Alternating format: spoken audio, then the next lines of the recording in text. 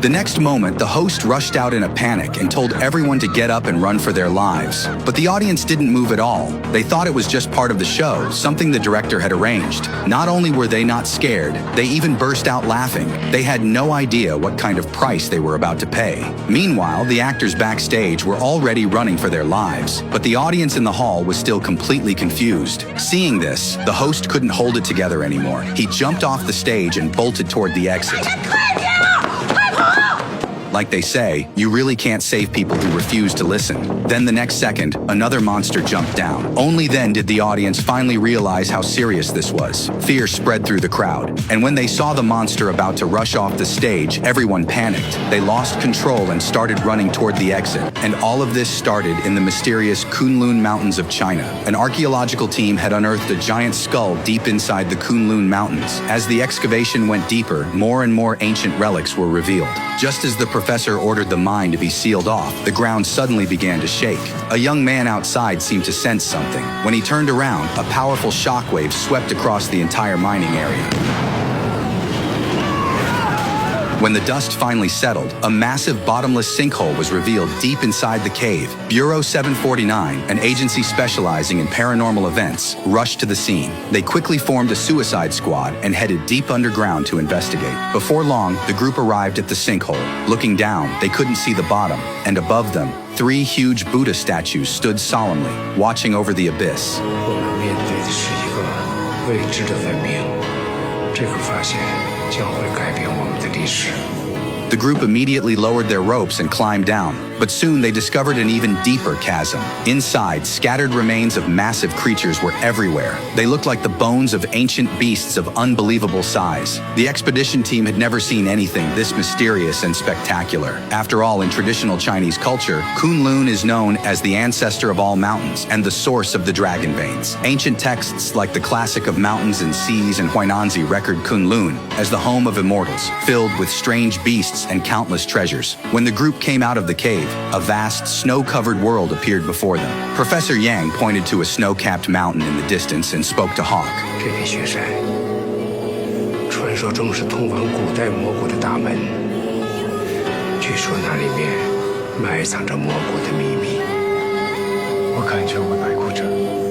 Hawk felt a strange sense of familiarity, but that strange thought was quickly interrupted. 能查了，又缺氧了，跟上队伍。是。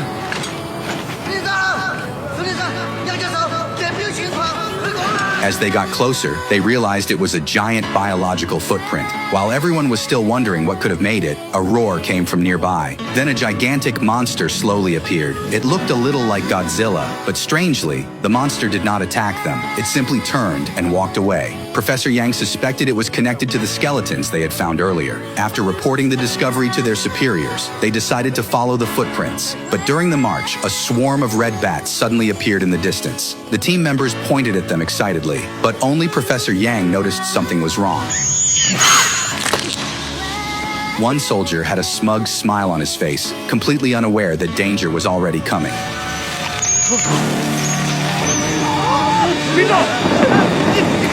The sight terrified everyone. Several young soldiers tried to put out the fire, but the moment they got close, blue flames erupted across their bodies too. Amid their piercing screams, all 4 of them were instantly reduced to ashes. The scene was so bizarre it sent chills down everyone's spine. These creatures were called fire bats. Just one touch could burn a person to ash. Fortunately, the soldiers had enough firepower to barely drive the fire bats away. But just when they thought they had escaped death, the gunfire triggered an avalanche. Against the power of nature, they had no way to fight back. Soon, they were forced to the edge of a cliff. At that point, there was nowhere left to go. Their only chance was to jump off the cliff and hope for a sliver of survival. Sliding down the ice, the group rushed into a cave filled with countless sharp icicles. Some soldiers couldn't stop in time. They were impaled straight onto the icicles and died instantly.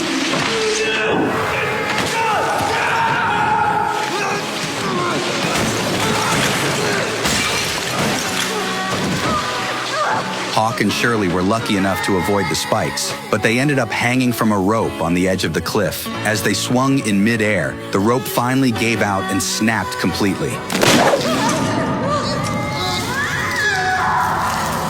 When Hawk woke up, he was stunned to find Shirley looking at him with affection. Just as something seemed about to happen between them, Company Commander's son suddenly jolted awake. 上！郝王爷，别说，那压死我了。 Including Shirley's father, Professor Yang, only 4 members of the original 13-person squad were still alive. But how did they survive a fall from such a height? That question remained a mystery in Hawk's mind. Still, as the saying goes, those who survive great disaster are bound to find good fortune. The group lit torches and began searching for a way out. Suddenly, a red glow caught Hawk's attention. Following the light, they arrived in front of a strangely shaped structure. Everyone was confused. Everyone except Professor Yang. 这里是9层要塔，里面封存着贵族的秘密。这是我一直寻找的地方，终于找到了。 Then Professor Yang knelt down reverently and lit a bonfire on the ground. As the flames shot into the sky, the 9-story demon tower began glowing with an eerie red light. 这座塔一直在等待开启它的人，他一直在等你。等我？对，你和杨平一起进去。 Before Hawk could even understand what was happening, a frantic Professor Yang rushed both of them into the tower. The moment they stepped inside, the demon tower seemed to come alive. The ground around them erupted with swirling sand and flying debris.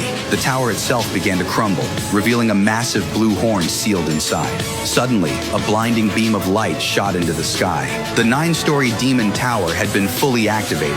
Countless ghostly figures swarmed out, and the entire area was quickly swallowed by a sinister army of spirits. Just as Professor Yang stood there mesmerized by the scene, Company Commander's son lunged toward the altar and forcibly stopped the activation ritual. 陈金福，能想打开贵族的大门？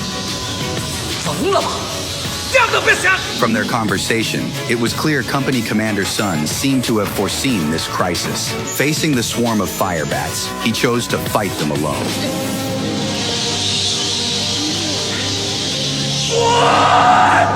In the end, Company Commander's son detonated the altar, dying together with the Firebat army. Even so, Hawk was still accidentally hit by the Firebats during his escape. On the brink of death, Shirley pushed him off the waterfall and jumped after him. Although the two miraculously escaped through the water, the crisis was far from over. By the time Hawk realized what was happening, Shirley was already inside the jaws of a giant beast. Of the Suicide Squad, only Hawk survived. That terrifying experience in the Kunlun Mountains became his nightmare. Overwhelmed by everything, he chose to leave the army and started working at a library. The librarian, Mr. Lee, personally picked him up on a bicycle to report for duty. Hawk thought his life would finally return to normal. But then, a book written by Professor Yang dragged him right back into the abyss.